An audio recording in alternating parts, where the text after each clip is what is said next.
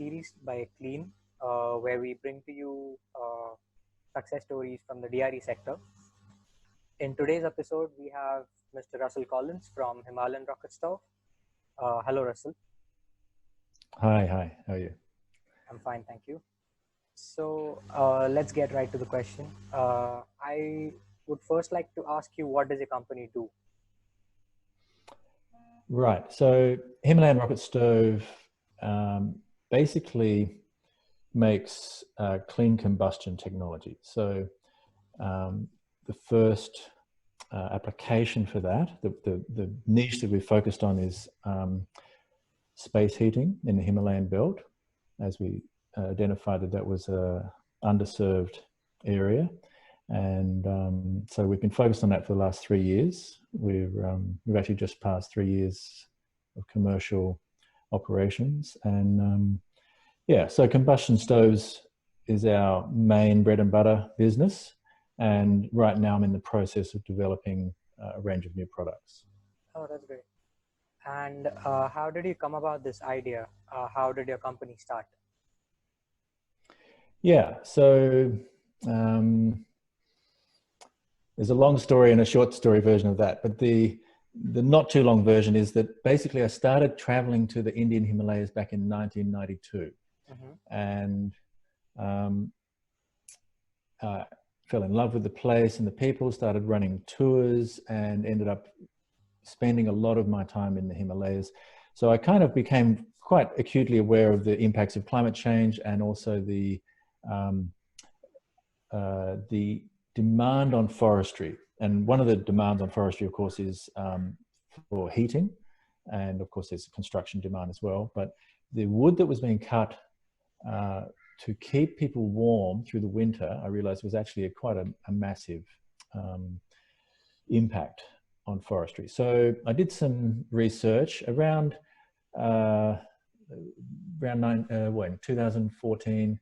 I was running tours to Ladakh, and I was hanging out at Sekmol with Sonam Wangchuk, and we were having a conversation, and he said, "Have you heard about rocket stoves?" And I hadn't heard about them at that stage, and he'd only just heard about them. And so both of us started experimenting with rocket stoves in different ways. He kind of went down the avenue of looking at big commercial cook stoves for the institute that he was responsible for, and I started exploring ways that rocket stoves could be applied to heating. And yeah, so just to kind of cut forward, I guess what happened was I just started tinkering as a hobby in my spare time, and I ended up coming up with something that I thought, wow, this could actually work. And at that point, that was around 2016, I mentioned this to a friend, and he just said, wow, how much do you need to go and put that into field trials? And we ended up he ended up giving me a grant, and I went to Ladakh and spent 3 months setting up field trials in Ladakh at the end of 2016 into 2017 over that winter. And the feedback from those trials ended up informing the process of design, which then iterated the whole design quite completely. Like we got feedback from especially the women in the households. We got very clear and defined feedback. It had to be this high, and it had to be, this had these features. So we rebuilt the whole thing, but the fundamental idea, which was to miniaturize a rocket stove and put it inside a metal box, was solid. And that's what was the concept that I was playing with. So it took several years, but we ended up in 2017 with a prototype, or an actual improved version of the prototype. And we took it to market, and we've been making that stove and then variations on that stove ever since. That's amazing. That's really good to hear. So like from all of these years of your travel and your experience on the field, in the Himalayan region specifically, can you share some of the success stories that you've come across?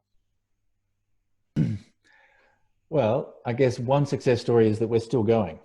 So as a company,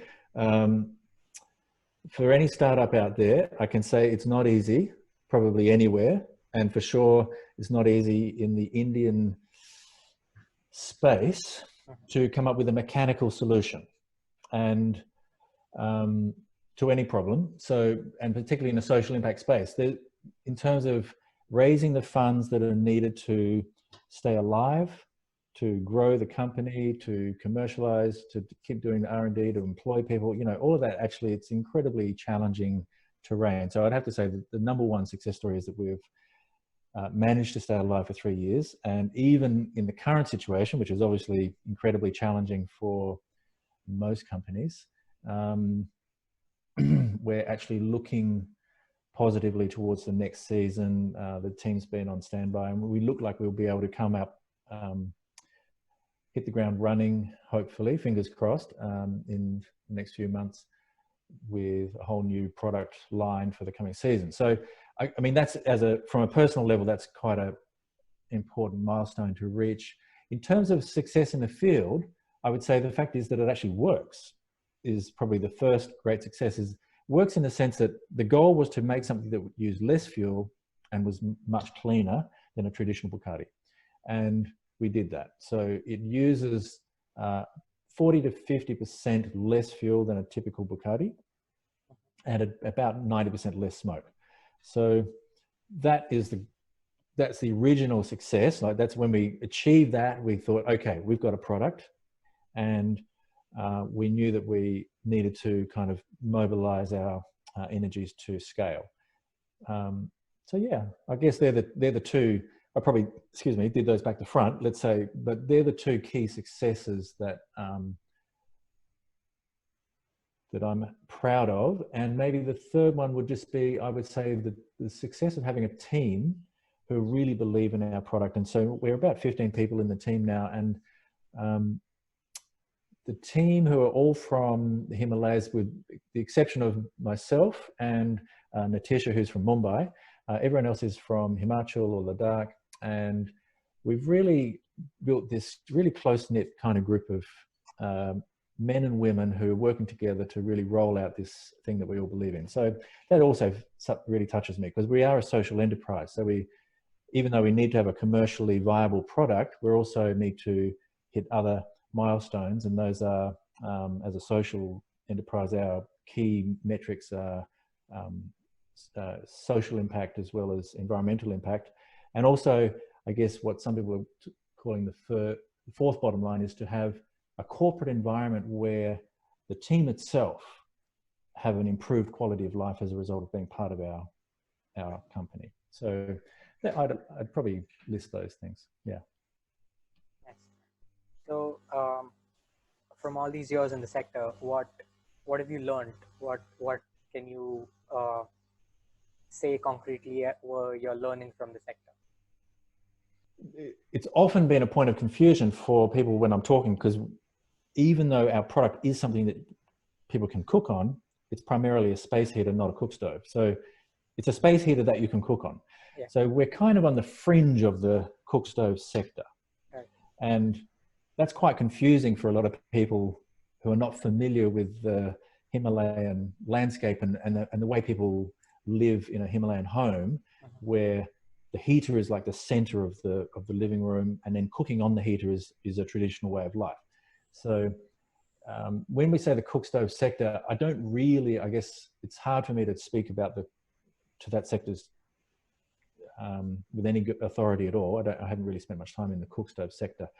Although, having said that, as part of our R&D in the early days, we ended up, kind of by mistake, coming up with a solution for a no-cost cook stove, which was a clay cook stove that we designed, which could be made locally on the ground. And as a result of that development of an idea, we set up something called the Smokeless Cook Stove Foundation, which is also a member of CLEAN. Yeah. And so I'm a mentor for that project. It's a side project. It's a not-for-profit foundation, which is run by Natisha, who also works across both projects.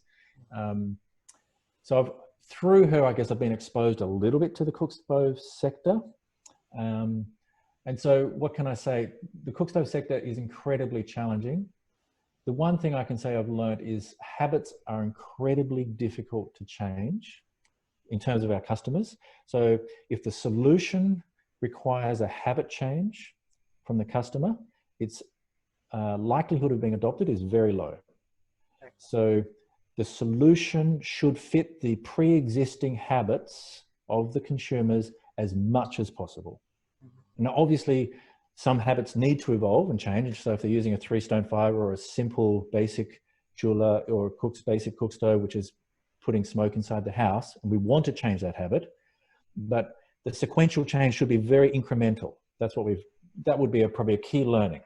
And so that's true both of the space heating and the cook stove sectors. Let's say, if I talk about both of them, our design ethos for the space heater was exactly that we were trying to minimize the habit change, because the feedback from our the field trials that we ran initially with our earlier product was, you know, the complaints were, oh, it's too high, it's too this, it's too that, we want this and that. And basically what they were saying is they want it to be more or less like what they already use. They wanted it to suit their pre-existing habits. You know, they have a certain height that they're used to when they're cooking, and the door should open from a certain direction because they used to, you know, and the way they put the wood so they can cook the chapatis, you know, and the size of the pot. So all of these things are pre-existing, and the solution needed to fit that. Otherwise, we didn't have a chance to enter the market. So that was, I guess, probably the biggest takeaway in terms of entering the market. Okay, and just one last question. Like, with all of this going around in the world right now, what changes do you foresee in terms of your product in the future? Yeah, okay. Yeah, good question. So it's hard to predict anything, obviously, at this time. Obviously, the virus has a certain kind of impact, and we can use history to chart the likelihood of certain things. So, for example, right now, even though India is still in the process of having its first wave, other countries that had earlier waves, you know, and so there was a wave and then there was a dip, and now we're looking at the second wave.